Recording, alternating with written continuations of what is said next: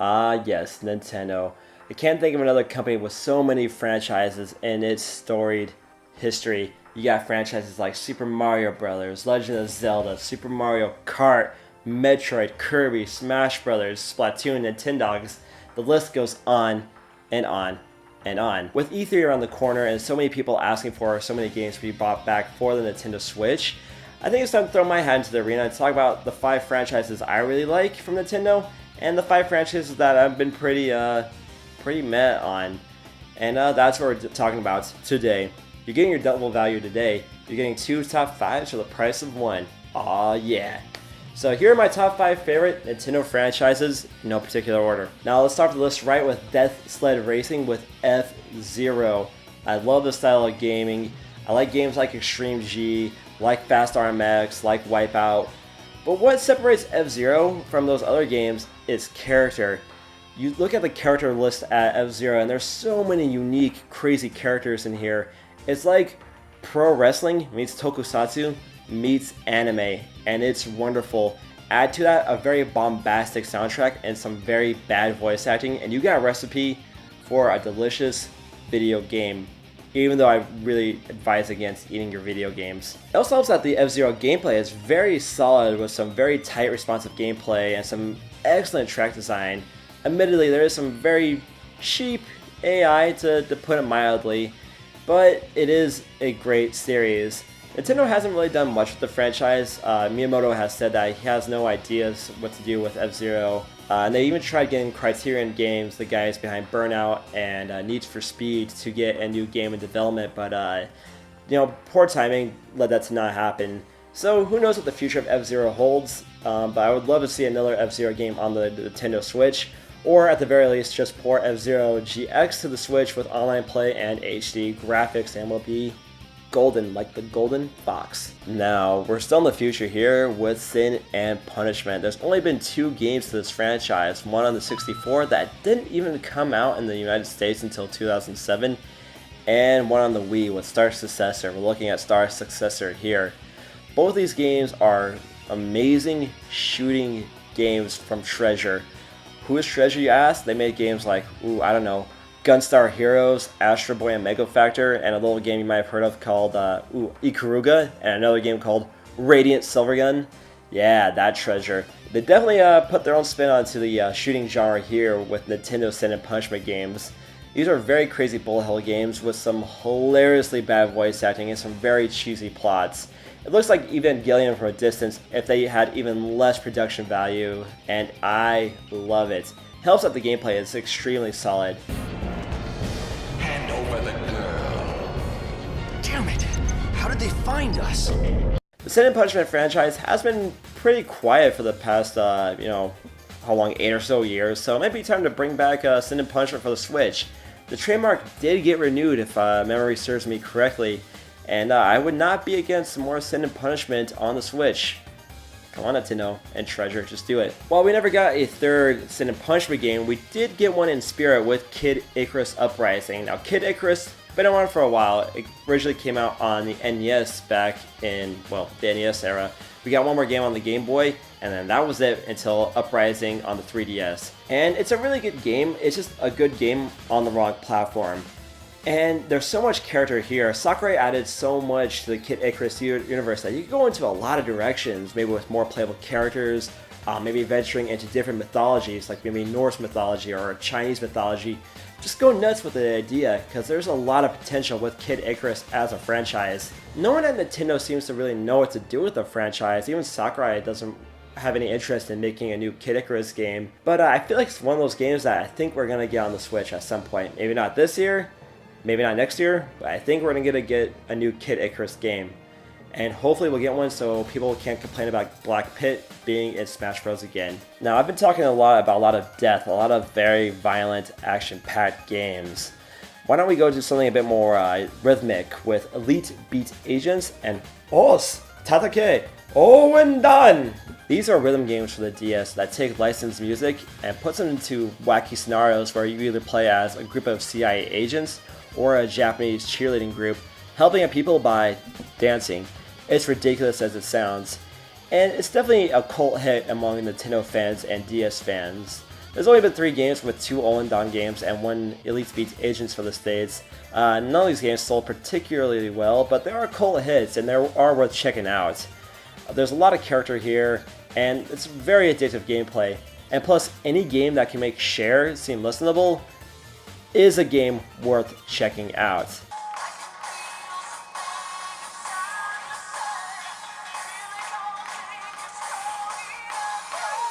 Now, last up is a franchise I've talked a lot about on my show before, but here it is again, Custom Robo.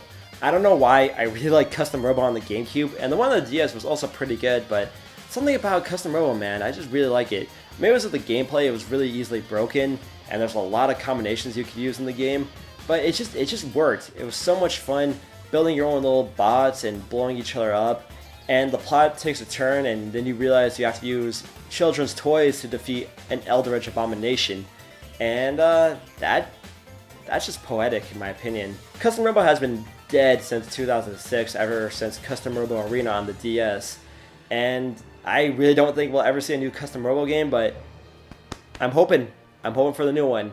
Ideally, I will win Smash Bros. At EVO, and when I go up to get the trophy and I go up to get interviewed, I bust out the copy of Custom Robo for the GameCube and show it to Reggie Fils-Aimé and be like, yo dog, give me another one of these stats. And then Reggie's gonna be like, I'm going to kick your ass. And then that's how it will work. You could tell this video's unscripted, right? You could tell this video's unscripted. But anyway, those are my 5 favorite Nintendo franchises. I mean, yeah, I love Mario, yeah, I love Zelda, yeah, I love Metroid, but I wanted to give some shine to some lesser known games. And you can definitely tell my taste here with a lot of shooting action, a lot of death, a lot of violence, a lot of racing, and a lot of cheese and dancing, and a little bit of Avril Lavigne in there. A little bit of Avril Lavigne. She's actually terrible. But what about the 5 Nintendo franchises I don't particularly care for? Well, this is going to cause some controversy, and if you disagree with me, cool. Let me know in the comments about why I'm wrong here, why I'm a horrible person. And before you do that, make sure you watch the rest of this video, make sure you subscribe, and make sure you hit that little bell for notifications on my videos. Alright, so first up, the first Nintendo franchise I don't really care for that much is Donkey Kong Country. I don't know why, I really like 2D platformers, but the Donkey Kong Country games on the Super Nintendo never did anything for me. I think it has to do with the kind of the rhythm of the games. They're kind of one-dimensional, very linear, not much replayability unless I want to get all the things, but I'm not really a big collectathon kind of guy. And they don't really have the explorability or the scope of, say, something like a Sonic the Hedgehog or a Super Mario World. Nor do you have the fun abilities to play around with like you did in the Kirby games. That said though, I do like Donkey Kong Country Returns on the Wii, and I really like Tropical Freeze on the Wii U.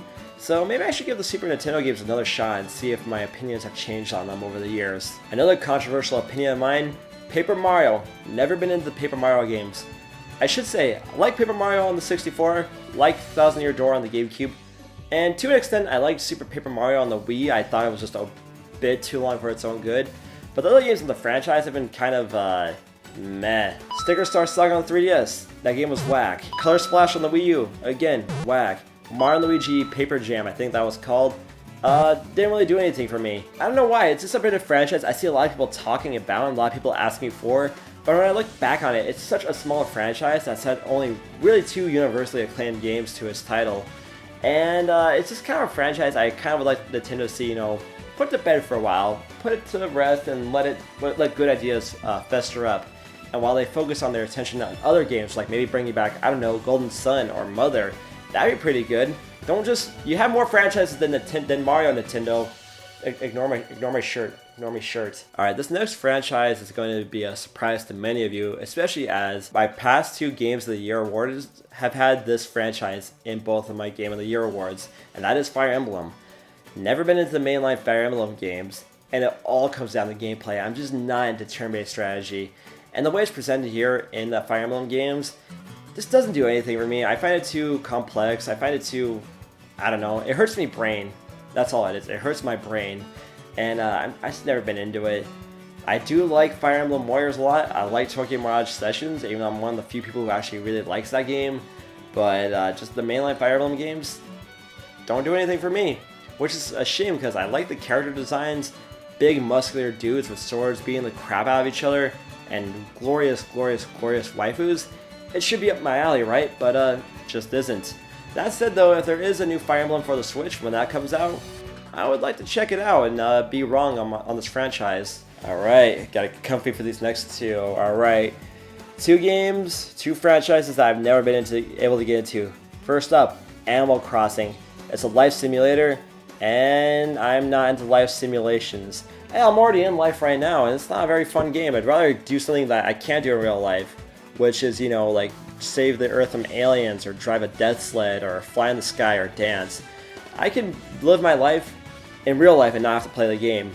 And, well, then again, Animal Crossing, I can actually be a homeowner, so... I don't know, just Animal Crossing, just never done anything for me. I'd rather have an action game or something more stimulating than Animal Crossing. That said, I'm probably one of the few people who actually enjoys Amiibo Festival on the Wii U, but I'm also insane. It also helps that Amiibo Festival on the Wii U takes out a lot of things I hate about Mario Party, and adds in a different set of activations that makes it less annoying to play. That doesn't make any sense, does it? But I don't know. I don't hate that game. That game's... it's okay. Give it a 6 out of 10. And for the last one, the last Nintendo franchise I've never been into. This one comes out as a surprise to a lot of people, especially within my social circle, and that one is Pokemon! Gotta catch 'em all, gotta catch 'em all. Pokemon. Never been into Pokemon. And it all came down to poor timing. When the Pokemon craze hit back in late 1999 and in 2000, I was busy with the Dreamcast. Like, who has time for Pokemon when you have games like Soul Calibur and Sonic Adventure to attend to? My friends on the playground were busy catching, you know, Squirtles or Totodiles or whatever Gen 1 Pokemon were there. I was busy playing games like Sonic Adventure, Sword of the Berserk, and Marvel vs. Capcom, and it just totally passed me by. Ever since then, I've just never been into the franchise. I watched the anime a fair amount, but still not enough to get me into the games, which is also surprising because they're turn-based RPGs. I like turn-based RPGs. I think this is also another problem. I'm not into like the whole Mon racing simulator genre. Not into games like Digimon, not into Monster Rancher. Anyone remember Monster Rancher? Not into Yokai Watch either. It just, I don't know. It's just never been for me. Maybe that means I shouldn't be a parent. I can't raise monsters in my video games. That means I should not be allowed to raise a child. Which, given my life, that probably isn't likely, but we won't go there this episode. Those are the 5 franchises I've never been into. Fire Emblem, Paper Mario, Animal Crossing, Pokemon, and Donkey Kong Country. I know a lot of people love those games, just they're not for me. I'm not saying they're bad games, just not my cup of tea. And I'll just leave it at that, alright? Alright.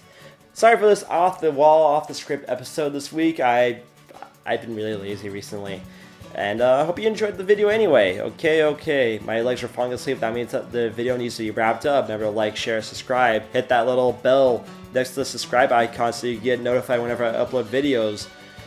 New videos every Wednesday. Follow me on Twitter at ZMan. I will be streaming more, hopefully. I'm rambling now. I gotta go. Bye-bye. See you next week, everybody. Love you.